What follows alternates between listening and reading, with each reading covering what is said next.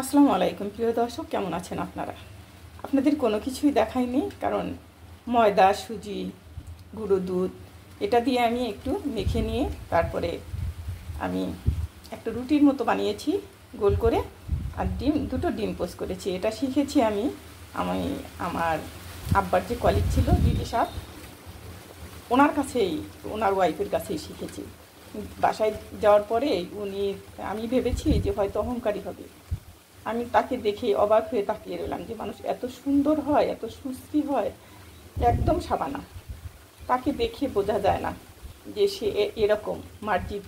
পরে আমাদের নাস্তাটা নিজে হাতে সে বানিয়ে দিল যে বৌমা তুমি এটা খাবে। কী হিসাবে যেন বউ হই আমি তার। তবে তাকে দেখে আমার মনটা জুড়িয়ে গেল যে মানুষের মন এত বড় থাকে। ওখান থেকেই আমার শেখা। এটা গল্পটা বললে অনেক বড় হয়ে যাবে।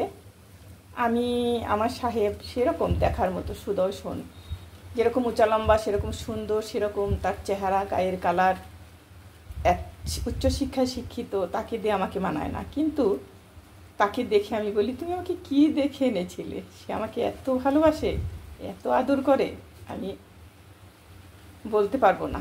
ভালো থাকবেন আপনারা, সবাই সুস্থ থাকবেন, শুভকামনা করি সবাইকে। আল্লাহ হাফিজ।